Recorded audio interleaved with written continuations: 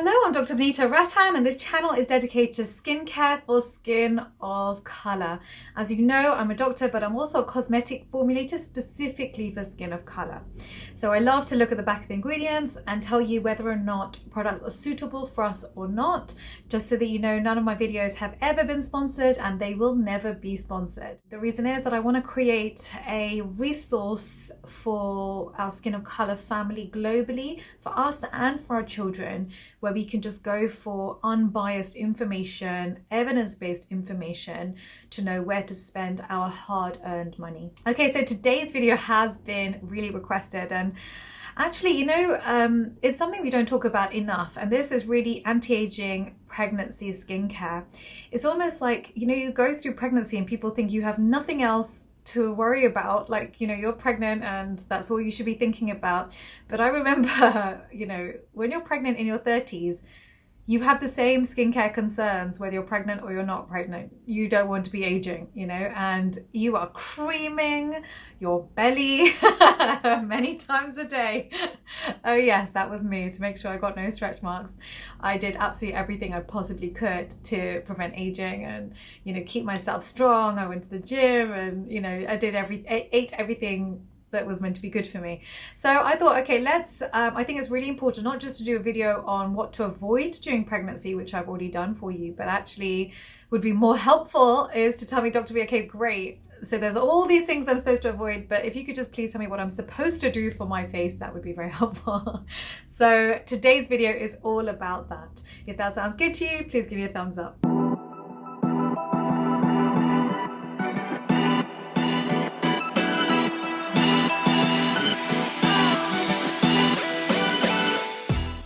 Okay, right, so first of all, let me just quickly run through for you the anti-aging ingredients that you want to avoid during pregnancy first, because even at the end I will be telling you specific product recommendations for you, but you may already have anti-aging products, and it's really important for you to know what to look for on the packaging and whether you should maybe put it on the shelf for when you're finished and you've had your baby, or you know, whether you can use it now. Okay, so the actives to avoid during pregnancy are retinoids. Okay, so retinoids is everything from retinol palmitate right through, you know, retinol, retinaldehyde, the whole vitamin A family. I'll tell you what it is. No clinical study has ever been done on retinol during pregnancy because it's unethical. So it may be fine to wear retinol during pregnancy, but to stay on the safe side, we avoid it, because vitamin A can lead to issues, especially in the first trimester. So we just say completely avoid it throughout the entire pregnancy to stay safe. The next one is glycolic acid, high percentage. So anything more than 5% you would want to avoid.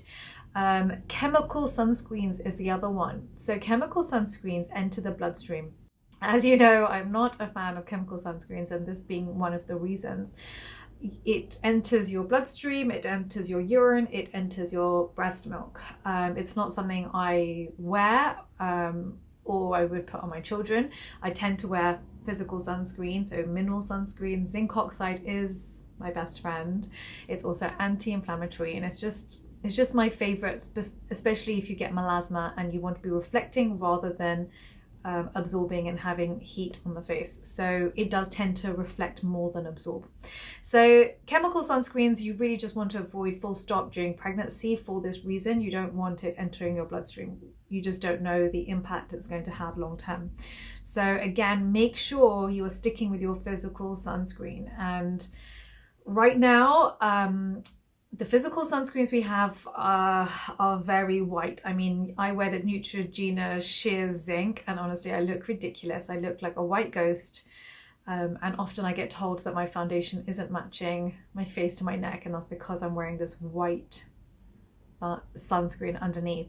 However, I don't know if I should be talking about this right now, but here we go. I am developing the world's first physical sunscreen that is 100% mineral sunscreen with no chemical sunscreen in it, SPF50 that's invisible for skin of color. And I actually just, everything I manufacture, I first make for my own face. And if I love it, then I will mass produce for you. So even when it comes to my Dr. V sunglasses, I created literally the world's first anti-melasma sunglasses that covered my entire zygoma area, because this is where I get melasma. I made one pair for my face and I loved it, and that's when I decided, okay, let's manufacture for the rest of the world, and anyone else that has melasma, this will help them too. And actually the anti-melasma sunglasses are great for pregnancy because, again, it's not going on your skin and you're creating a physical shield. Don't forget, during pregnancy, melasma is one of your biggest issues.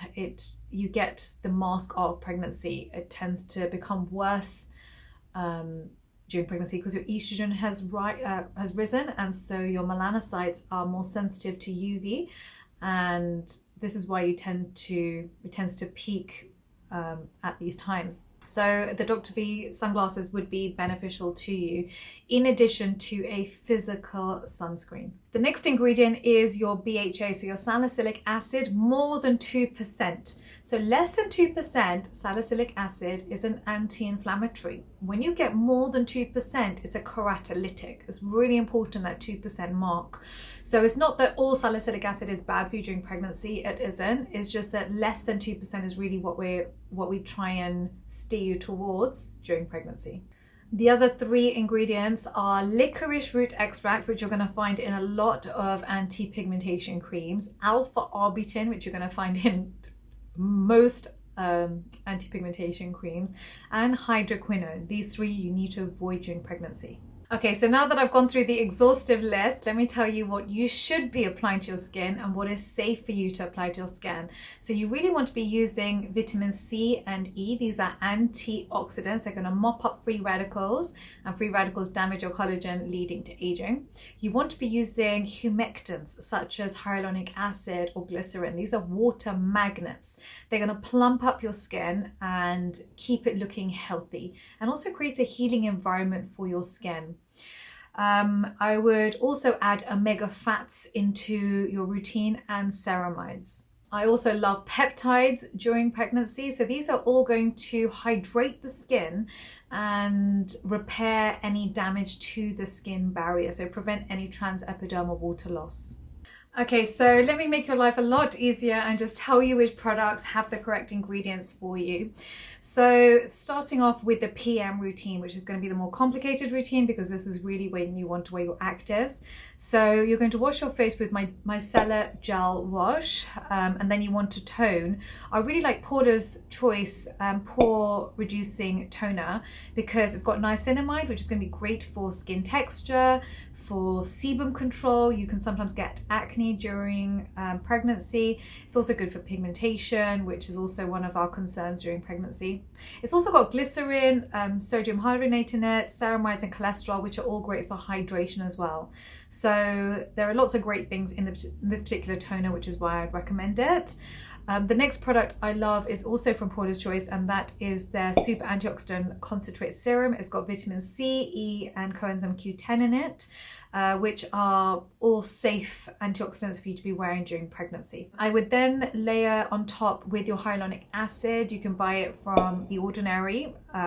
It's perfect if you have non-oily skin. If you're getting acne, then you're probably not going to want to wear this because it's just another layer of something that could potentially clog the pores, but otherwise I would definitely wear this. And then I top up with your Sept or CeraVe.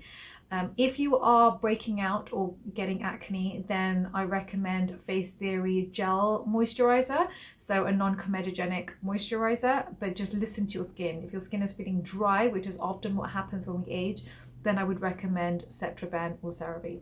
In the morning, wash your face again with my Micellar Gel Wash. I would moisturize again with your Sept or CeraVe, and I would wear your broad spectrum SPF50 physical sunscreen. Right now, there really are very few that I like that don't have alcohol or fragrance in them. And the one I wear is Neutrogena Sheer Zinc. Honestly, you do look white. You can watch my holiday vlog if you want to see just how white I look without foundation on and just my sunscreen. But it is the #1 way of preventing aging. The next thing I would say is make sure you wear a wide brimmed hat. I have such a massive collection, but again, you just want to prevent direct sunlight from hitting your face, and the Dr. V anti-melasma sunglasses that I have mentioned. In fact, I'm going to wear them for you. Okay, so here they are. These are the anti-melasma sunglasses, Dr. V. So literally they cover my whole zygoma area, and I actually have a tiny face, and so I was just always nervous that large sunglasses were just, you know, going to be really hard for me to pull off. But do you know, especially when I'm driving or I'm walking or I'm on the beach, I just know that my whole melasma area has been covered. And I think anyone that deals with melasma understands that peace of mind, because honestly, when UV is hitting your skin, anyone with melasma can almost feel tingling happening, and they can literally feel their pigmentation getting worse. And really, that was my aim with this, was just to give you peace of mind, because often, even with SPF 50, you don't know when your sunscreen has run out.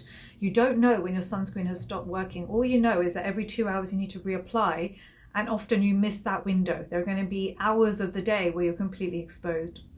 And so really the aim of this was just to make sure that you have like almost like a second barrier of protection, especially when you're out with children and, you know, time flies.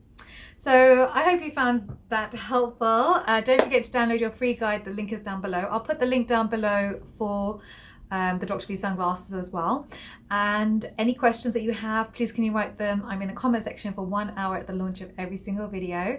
Don't forget to follow me on Instagram at the Hyperpigmentation Clinic and at Skincare by Dr. V. Bye.